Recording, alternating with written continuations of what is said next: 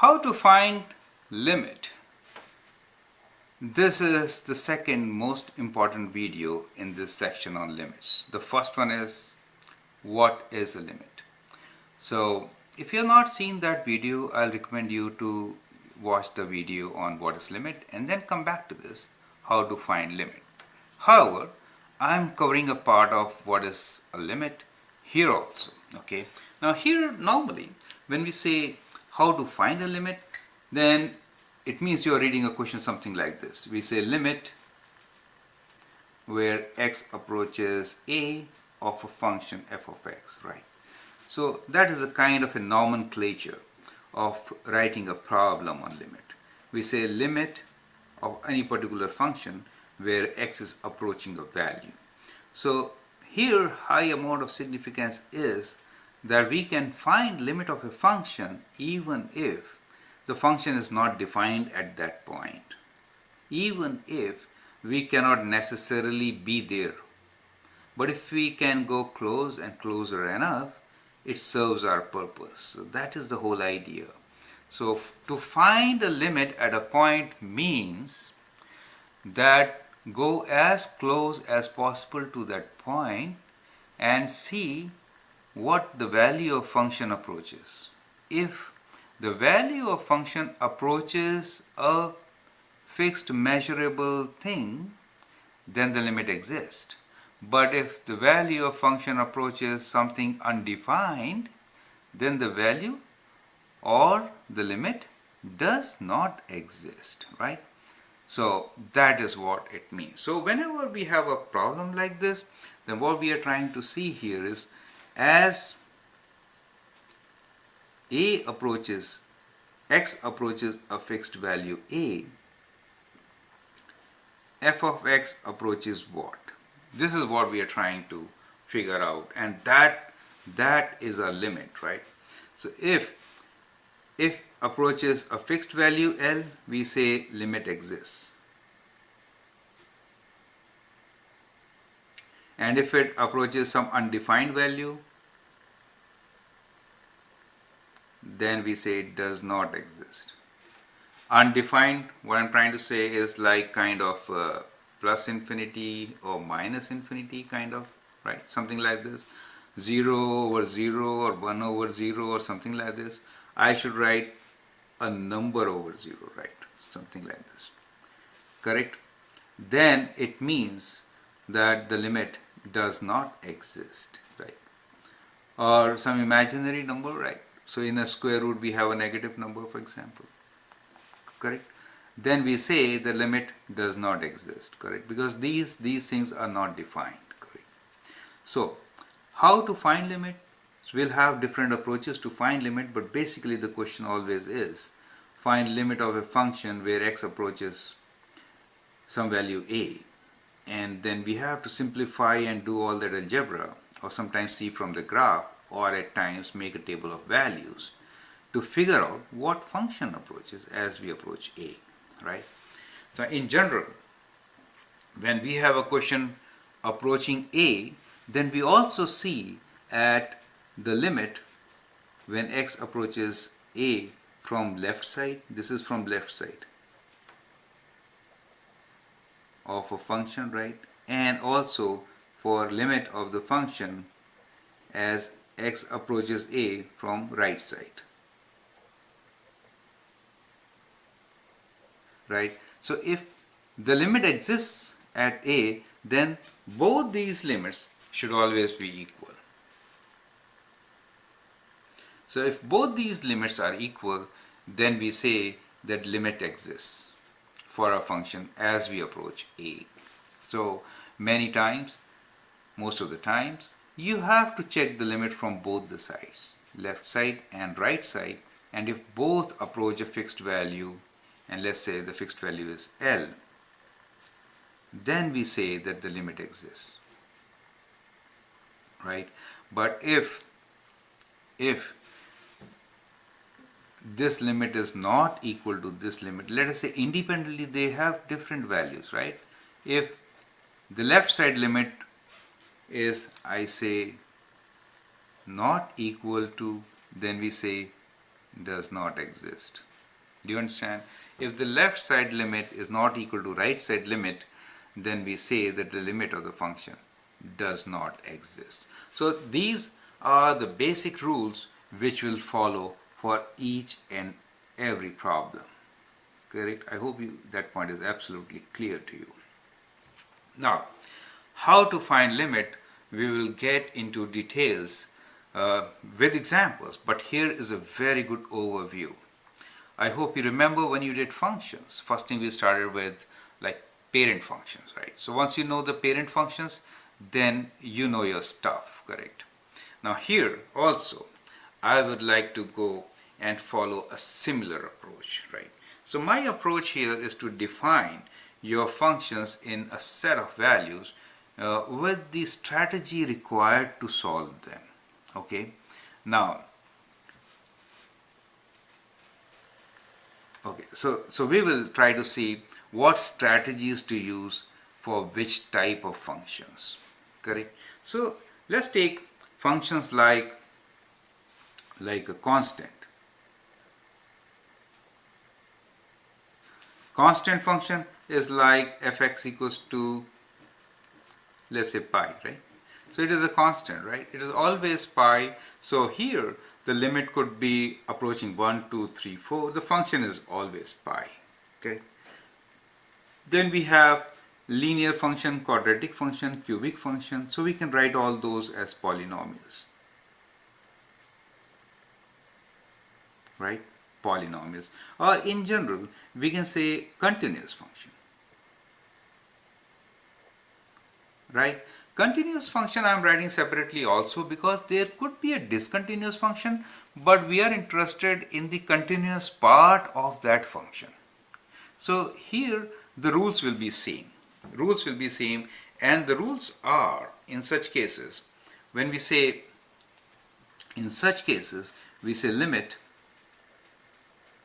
as x approaches a of function f of x, we say it is basically f of a, is the value of the function itself, f of a. Now I'll make it very clear with you. For example, here we will just draw different kinds of functions on the same graph, right? Let's say we have this function, correct? Now if I have to find value of this function at, let us say this point is 1 for us. Let's say this is 1, right? So what is the limit as it approaches 1? From left side or from right side? The value is value of the function f1. Do you see that? So it makes. So we say limit of this function as x approaches 1 is f of 1, right? So f of 1 is this value, and that's your answer. Do you see that? It's a continuous function. So we can actually approach here. So getting back to the definition of limit, which we learned in what is limit video, it says a limit is the value that a function approaches without necessarily being equal to as x approaches a specific value. Now the part in the bracket, without necessarily being equal to, is of great importance. Here we can go and reach that point, so why not? Correct? So we can always plug in that point and get our answer. So that is what I'm trying to emphasize here. If I give you any equation and say, well, find the limit of function, we say limit of function at x equals to, let us say 1, and I write here my value at x to the power of 4 plus 3x cubed plus 2 minus 1, 2x, let me write 2x minus 1, something like that, right? Now in this case, I don't really have to figure out much. What I need to do is just plug in the value, right? And we get a meaningful result. And that's our answer. Very simple. So in these cases, when the function is a constant, a polynomial, or a continuous part of our graph, correct? Any graph, continuous part of our graph, then limit x approaches a for that function is value of function at a. Simple as that. I hope you get that point, correct? Now, second part is, so this is one type of problems to be solved. So if it is a continuous function or continuous part, I should rather say if you can plug it and get the answer, do it. Very simple. So first step is plug it and get the answer. Good job. Now the second is, as I said earlier, you're trying to find the value and you plug it and try to get the answer. But when you plug it, you get a different condition, right? And what condition you get? You get 0 over 0. So this is the second set. If you plug in the value trying to get your answer, but you get 0 over 0, well, that means now this doesn't really work, and you get something which is undefined and which is like meaningless. Now in this case, we have to do some algebraic tricks, correct? Now 0 over 0 signifies one thing in particular, that you're trying to find. Let's say we are again trying to do the same question, and we say limit. I'll take one concrete example so that it makes things more clear, right?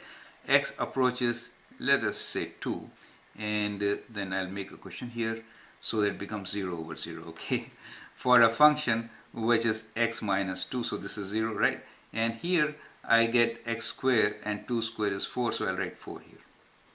So I get 0 over 0 when I plug in 2. Do you get it? So you just plug in, try to get your answer, and if you do so, you get 0 over 0. It means, it gives you a hint, and very important.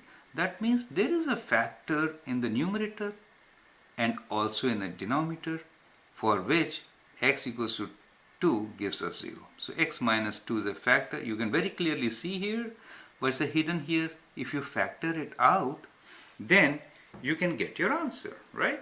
So the strategy in this case is to factor.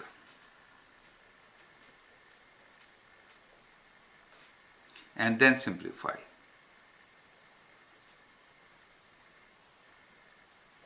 Factor and simplify. This is the strategy in this case. And after you simplify, plug in the value, get your answer. Do you understand? So here, what you will do is, if you factor and simplify, it is equal to limit x approaches 2, and you can write this as x plus 2 times x minus 2 over x minus 2, correct? Now you can see we factored out this thing, correct? And can be cancelled. So that was yielding to a whole, right? 0 over 0, correct? And now you can plug in 2 and your answer is 4. Do you see that limit? And you are now approaching a fixed value which is 4. And that is the limit of this function as x approaches 2. So factor it out. So this is the kind of question which will always give you a result after factoring, right? And if you sketch this kind of a graph, in this case we have x plus 2, that means we have a straight line here, but the straight line is discontinuous at x equals to 2. So we have a straight line which is going like this, right? And this hole here, right? So this point, it is discontinuous at 2. Do you see that? 2. But at 2, we can figure out the value actually was 4, right? So the whole position is when x approaches 2, your y value approaches 4. Do you understand? That's what we are trying to see, correct? You could not have plugged in 2 in this case, because when you did so, you found 0 over 0. 0 over 0 is undefined. It gives you an idea how to solve for it. So that is a strategy to find limit of such a situation. Here you factor, simplify, and then plug in and get your answer, right? It looks like this. So this is a whole which can always be approached from both the sides. So do that. So again, reminding you, a limit is the value that a function approaches without necessarily being equal to, as x approaches a specific value. Here's x approaches a specific value of 2, and function f of x approaches 4, which is a valid number. Therefore 4 is the limit of our function. Okay, so this is the type of problems which will take care of many rational functions. Okay, so this strategy I will put for rational functions.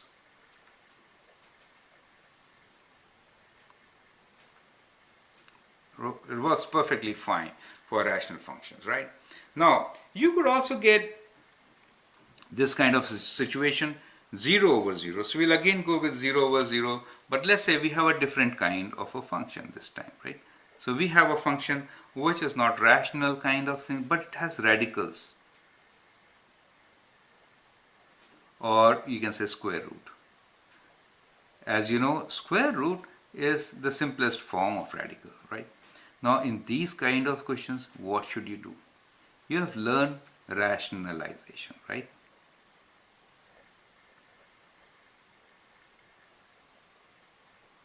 So that is the strategy to be employed for a function which has radical in it, right? Or cube or things like that. Do you understand? So there you need to do rationalization, okay?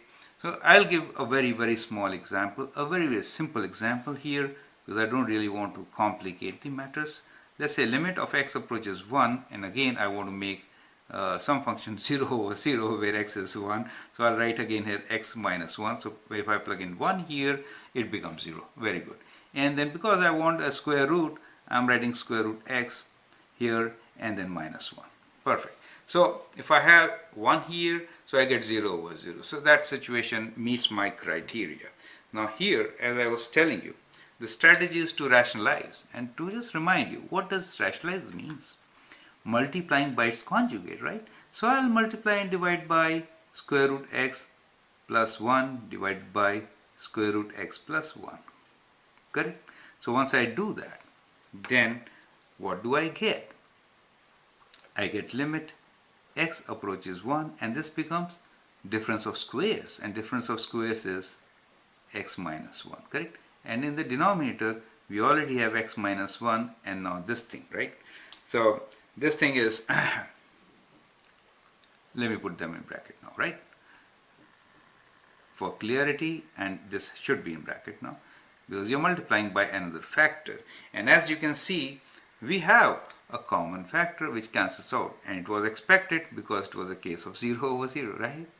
Now what you can do is you're left with only this, right? So we say this is equal to limit x approaches 1 for 1 over square root of x plus 1, and this you know is equal to 1 over 1 plus 1, which is 1 over 2. So limit of this function is half, 1 over 2. And how did we get it? Strategy is rationalize. Correct? So whenever you have this, rationalize is a beautiful strategy to take care of all the square root functions, and I should say some of the radical functions. Not all can be solved.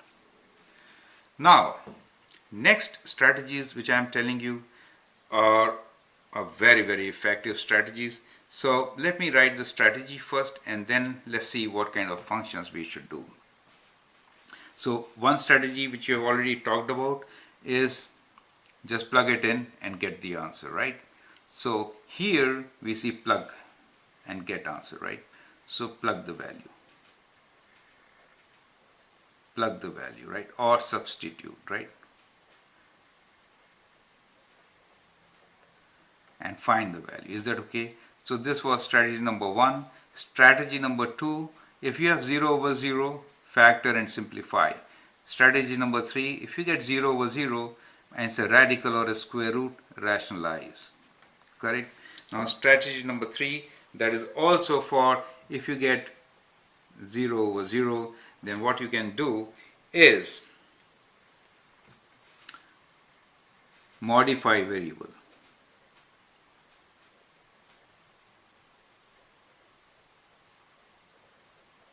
Modify variable, right?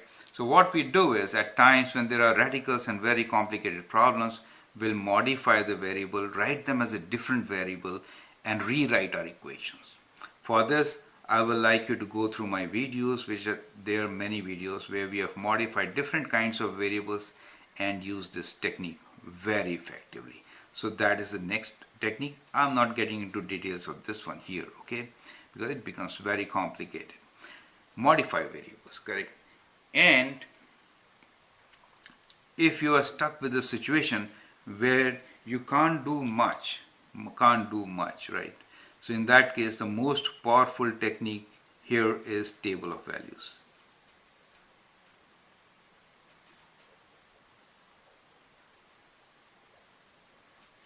Most of the functions, right? If you stuck with trigonometric functions, exponential functions, logarithmic functions, right? The functions which we are not talking about till now, right? Any other function which is too complicated for you to understand or even solve, we say limit x approaching a, just go as close to a as possible, make a table of values, right? And solve your question. So how to make a table of values and get your answer? This part I discussed in what is the limit when I made a table of values on the left side of our function. So just make a table of values and see from both the sides, left side and right side, what value do we achieve, right? And then you will get your answer. So this is, I think, the most powerful strategy to figure out limit of any given function, correct? So table of values. So all these limits which we have talked about are how to find limit algebraically, correct? And now last but not the least is read from the graph.